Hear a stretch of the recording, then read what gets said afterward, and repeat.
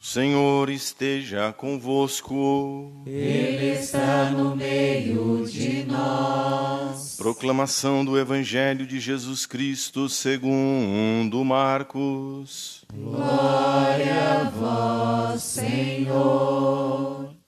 Naquele tempo, Jesus voltou para casa com seus discípulos.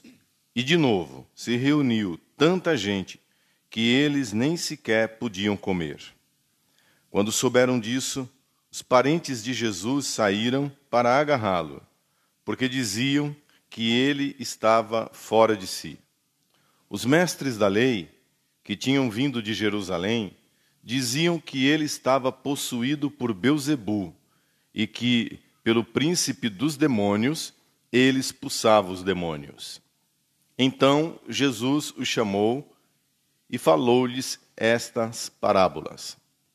Como é que Satanás pode expulsar a Satanás? Se um reino se divide contra si mesmo, ele não poderá manter-se.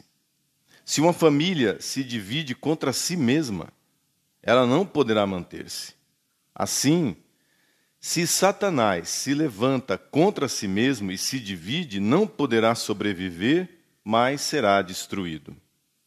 Ninguém pode entrar na casa de um homem forte para roubar seus bens sem antes o amarrar.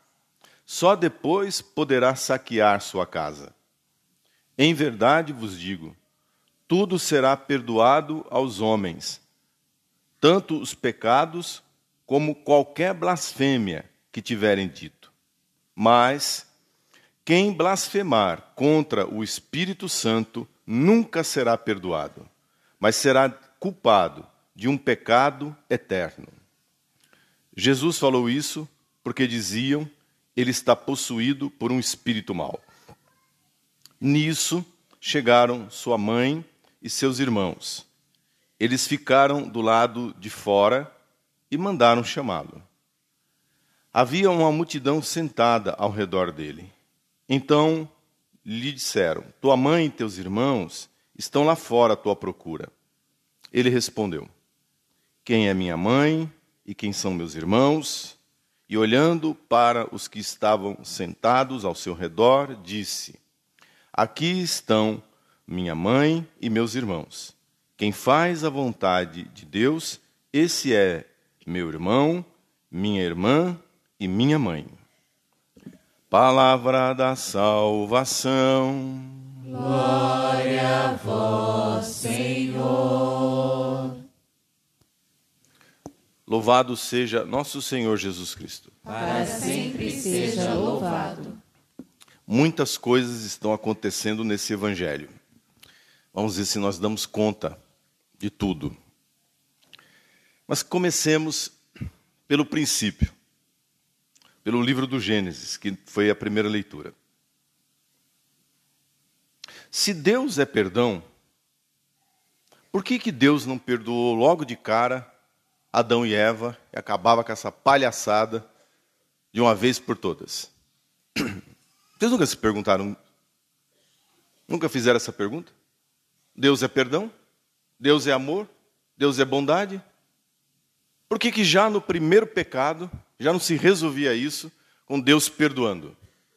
Então, primeira coisa, isso eu acabei de falar, uma frase que, se você lê ao pé da letra, você não compreende a Bíblia. Agora que esse negócio de internet, de podcast, todo mundo dando pitaco em tudo, eu assisto, mandam para mim, cada absurdo sobre interpretação bíblica que dá pena de ver.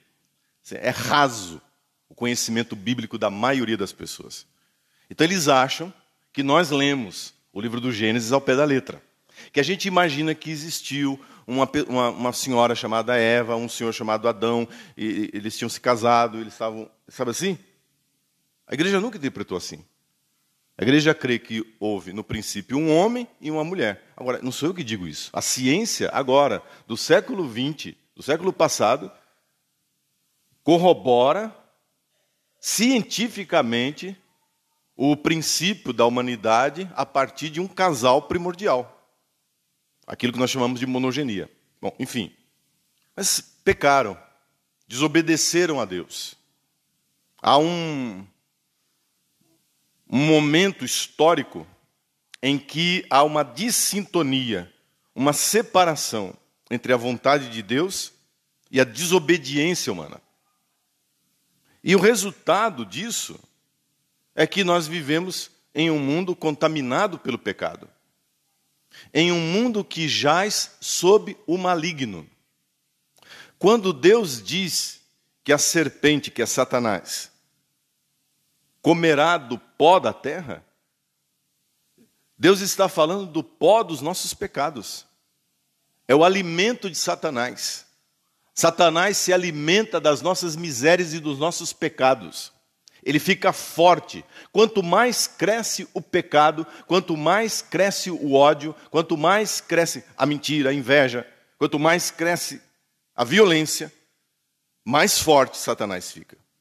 É por isso que ele aparece no Gênesis como uma cobrinha, e no último livro, no livro do Apocalipse, a cobra se transformou em um dragão violento, que com a cauda arrasta uma terça parte das estrelas do céu. Esse é símbolo.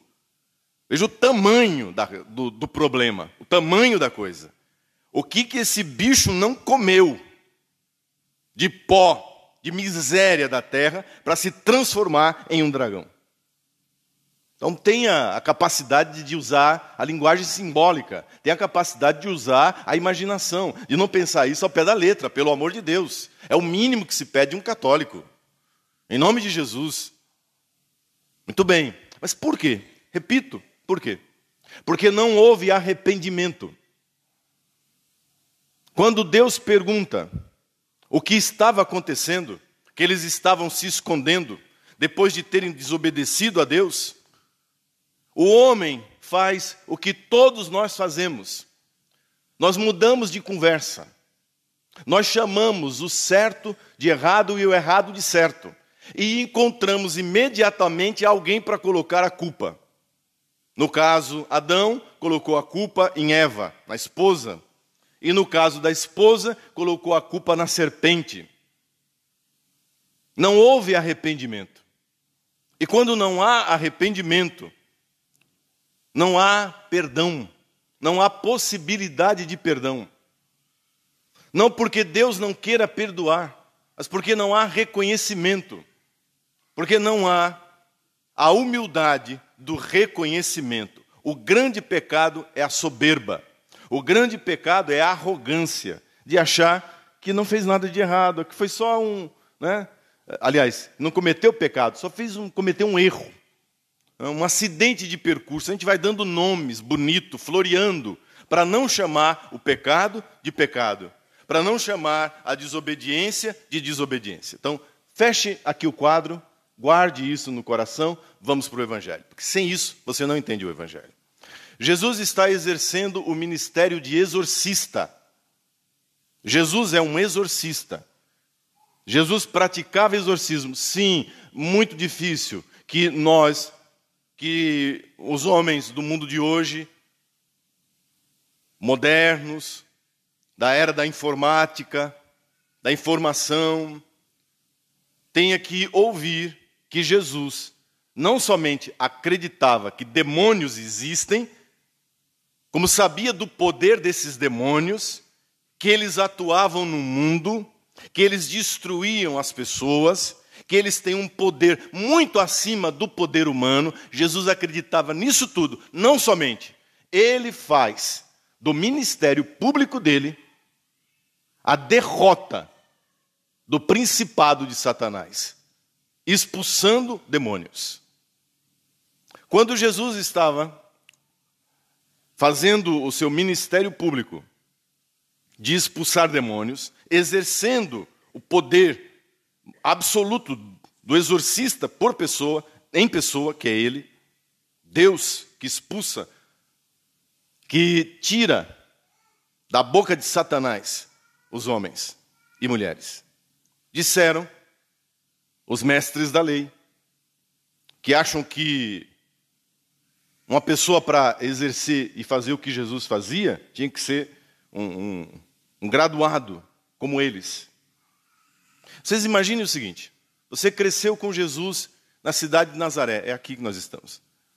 Você é primo dele, você foi vizinho dele, você jogou brincadeira, fez brincadeira de roda, sei lá, passeou nos campos com ele. Você conhece. Você sabe que ele não é da casta sacerdotal, você sabe que ele não é uma pessoa que tem estudo avançado, que tudo o que ele sabe é o que ele aprendeu na carpintaria de Nazaré. E de repente esse cara está atuando como um mestre exorcista. E aí a conclusão foi rasa e direta. É pelo poder de Beelzebu que ele expulsa demônios. Porque não é possível, porque ele não tem essa categoria, ele não tem estirpe, ele não tem sangue para isso. Ele não é de uma família de doutores, ele não é de uma família de gente que trabalha com a lei, com o sacerdócio. Então só pode ser pelo diabo que ele faz isso.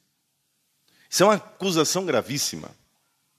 De novo, você chamar o que é de Deus, você trocar e dizer que aquilo que é de Deus é do diabo. Você chamar o certo de errado. E você chamar o errado de certo. Mas é o que nós vemos hoje. O diabo se alimenta disso. É da mentira. É de trocar a natureza das coisas. Quando você troca a natureza das coisas, quando você dá outro nome para aquilo que é a realidade, e acha que mudando o nome, chamando de outro nome, você vai mudar a essência da coisa, você está atuando como o pai da mentira. Vocês estão entendendo as consequências do que eu estou dizendo? Ah, bom, vocês são inteligentes. Não é possível. Então não há necessidade aqui de eu entrar em nenhum assunto de ideologia, de nenhum assunto político e econômico do que nós estamos vendo aí fora. O que nós estamos vendo é obra do demônio. Chamar as coisas de Deus, chamar o poder de Deus de Beelzebu. Beelzebu é uma palavra aramaica, Baal, Zebud. Baal é o Senhor, é um deus aramaico, arameu, e Zebu das moscas. O Senhor das moscas, o Senhor da podridão. O demônio, o príncipe dos demônios, é aquele que se compraz na morte, na destruição. Que se compraz em destruir o que é de Deus. E quando uma pessoa endemoniada se apresentava, ela estava assim, destruída, desfigurada. Você olha para a pessoa e você não enxerga a face de Deus naquela pessoa. Você não enxerga a humanidade naquela pessoa. Ela se desfigura. Ela muda. O ambiente onde Satanás está localizado fede. Tem cheiro de morte. Apodrece. As coisas não vingam. Não vai para frente. Mas você só tem olhos naturais. Mas você só vê o que é palpável. Você só vê o que se toca. Você não enxerga o sobrenatural. E aí, quem não enxerga o sobrenatural, quem não vê o poder de Deus, chama o que é de Deus de Beelzebu. Foi o que eles fizeram. Porque Jesus não tem raça. Jesus não tem sangue para fazer esse tipo de coisa. E aí então nosso Senhor conta duas parábolas. A primeira, que responde à irracionalidade da lógica desses caras. Como é que Satanás expulsa Satanás? É uma pergunta simples. Quer dizer, Satanás vai ficar contra ele mesmo? É isso? Quer dizer, um reino que se revolta contra si mesmo? Um país que se revolta contra o próprio país? Uma família que se revolta contra ela mesma? O que acontece? Que se a sua família se revoltar contra ela mesma, ela se destrói. Então Satanás está trabalhando na própria destruição. Então a primeira parábola é destruir a lógica. Não tem lógica o que vocês estão dizendo. Agora a segunda, que geralmente os católicos, a maioria não entende, é que é impressionante. Jesus diz assim: se você vai assaltar, vai roubar uma casa, e você sabe que ali mora um cara que é fortão, um lutador de jiu-jitsu, de MMA, não é melhor primeiro trancar e amarrar esse cara? e depois resolver assaltar, roubar a casa dele? Caso contrário, você vai se dar mal nessa empreitada? Então, o diabo é o homem forte e Jesus é o ladrão. Jesus é aquele que veio roubar as almas de Satanás. Satanás é o forte, é o homem forte que está dominando o mundo. E Jesus é o ladrão. Jesus é aquele que veio amarrar Satanás, amarrar o inimigo. Por isso que se diz, está amarrado em nome de Jesus. É isso que significa. Você já deve ter ouvido isso muitas vezes e não sabe de onde vem. É isso. Jesus é o ladrão que veio tirar de Satanás aquilo que ele achava que lhe pertencia, pois não pertence. A tua empresa não pertence a Satanás. A tua família não é de Satanás. A tua casa não é do diabo. A tua vida não é dele. Mas você vai dizer para mim, mas padre, veja a situação em que hoje se encontra meu filho, perdido nas drogas.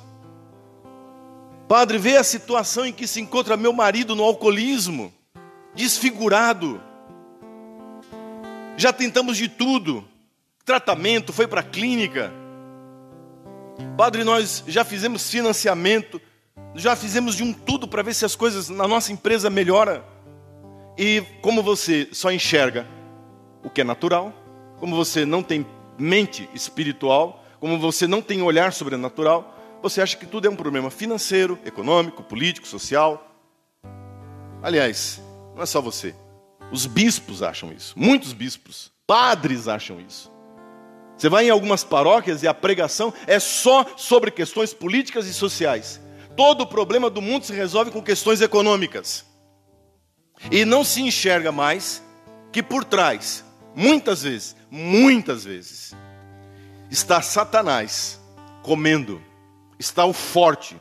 Veja que Jesus diz um homem forte, ele compara Satanás a uma força superior à sua. E aí você acha que você vai enfrentar se Jesus não estiver com você? Se Jesus não estiver na sua vida, na sua casa, na sua empresa, nos seus negócios, Jesus é o que pode amarrar, é aquele que pode neutralizar a força do inimigo, a força de Satanás, que atua o tempo todo, meu irmão e minha irmã. E essa pregação não está em moda. Não se pode falar disso, isso é besteira, isso é coisa da Idade Média.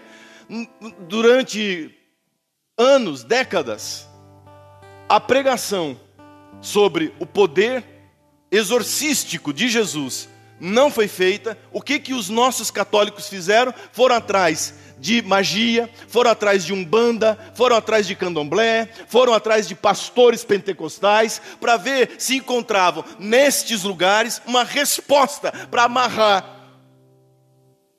aquele que estava destruindo a vida deles. Porque não encontravam mais na igreja católica.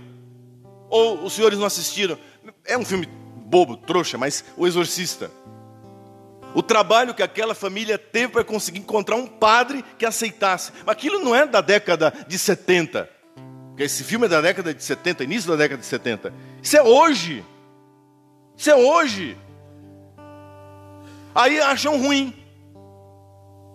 Nosso povo desprotegido, achando que todas as questões são apenas humanas. Compreende? E o homem forte tomando conta das almas, tomando conta do mundo. Essa resposta é formidável. E aí então, Jesus conclui que todo pecado é perdoado. Até toda blasfêmia, menos uma. O pecado contra o Espírito Santo. Veja que está na ordem aqui. O que esses homens estavam fazendo, esses mestres da lei, era um pecado que não tem perdão.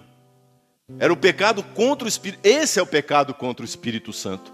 É você chamar o que é de Deus como sendo coisa do mal. E você chamar o que é maligno de bom, de certo, de correto.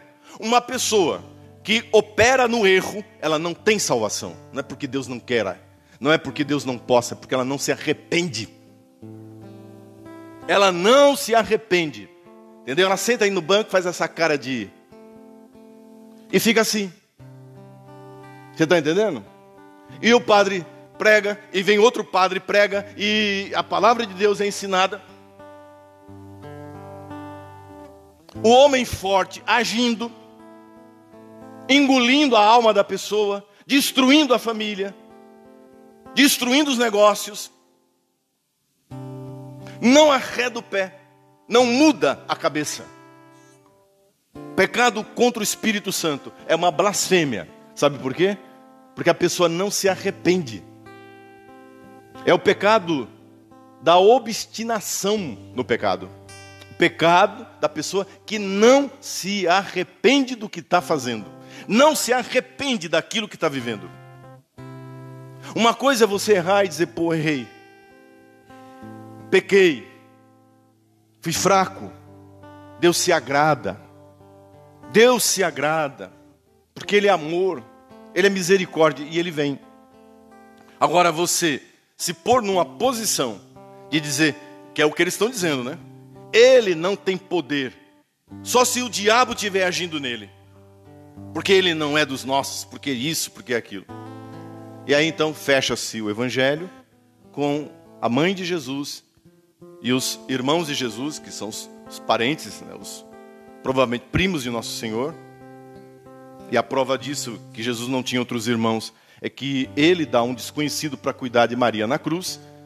Se tivesse irmãos, não daria para um desconhecido. Desconhecido no sentido de que não era nada dela.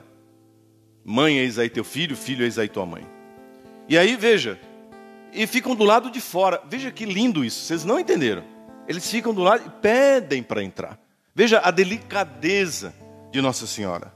E aí Nosso Senhor Jesus aproveita essa cena para mostrar que não são os laços de sangue, não são os laços físicos, não é a posição social, não é em que casa, em que família, em que parentesco que eu nasci que faz uma pessoa grande. Mas aqueles que fazem a vontade do Pai que está no céu. Os protestantes, os evangélicos usam essa passagem para dizer que Jesus estava botando Maria no lugar dela. Eles gostam dessa passagem, adoram. Essa é a passagem que eles mais gostam. Eles dizem, aqui está a prova que Maria não era mais nem melhor do que ninguém. Olha Jesus colocando ela no lugar dela. Quem é minha mãe? Quem são os meus irmãos? Como se Jesus estivesse agindo assim. Ou seja, Jesus estaria pecando contra os 10 mandamentos. Um dos 10 mandamentos. O mandamento que diz, honra teu pai e tua mãe. Isso é um absurdo. Que o Filho de Deus, que o próprio Deus, que se fez homem apenas e tão somente pelo corpo de Nossa Senhora, por ela, por meio dela, fosse agora, diante de todos, publicamente, envergonhá-la e dar um chega para lá em sua própria mãe. É assim, é de uma sujeira, e é isso que eu estou dizendo, isso é um pecado. Se uma pessoa não se arrepende disso, como é que vai se salvar? E aí Jesus, Nosso Senhor, diz, eu posso fazer o que eu estou fazendo, porque o que vale aqui é a obediência, é o amor que essas pessoas têm por mim. E ninguém amou mais a Jesus do que Nossa Senhora.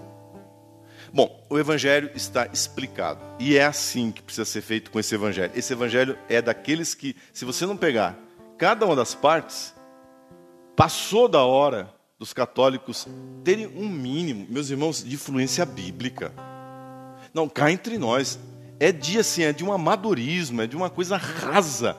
É assim, o que estão fazendo com a nossa catequese? O que estão fazendo com o ensinamento básico da nossa fé? O católico hoje, ele lê, ele não entende nada do que está aqui. Ele não consegue compreender. E, repito, o que eu disse semana passada, muitas vezes, por culpa de quem está aqui, no púlpito, que deveria ensinar o povo, porque são questões vitais, sim ou não? Essas questões aqui são ou não são? Essenciais para a nossa vida, para a nossa salvação, para a salvação da nossa casa. Nessa manhã, peça a Jesus que com o seu poder ele venha amarrar, neutralizar toda a obra de Satanás sobre a sua vida e da vida das pessoas que você ama. Diga para Jesus nesta manhã: Senhor, que eu nunca blasfeme contra o Espírito Santo. Ou seja, que eu nunca me feche ao arrependimento. Que eu saiba, cada vez que infelizmente eu venha a cair, a humildade de reconhecer o meu pecado e não chamar o que é mal, o que é mentira, o que é perverso, de bom, de certo. Me pôr como dono da razão e não reconhecer que a verdade, que a bondade está com o Senhor. Consiste em fazer não a minha vontade, mas a tua vontade. E assim, ser teu irmão, tua irmã, tua mãe. Assim seja. Amém. Louvado seja nosso Senhor Jesus Cristo.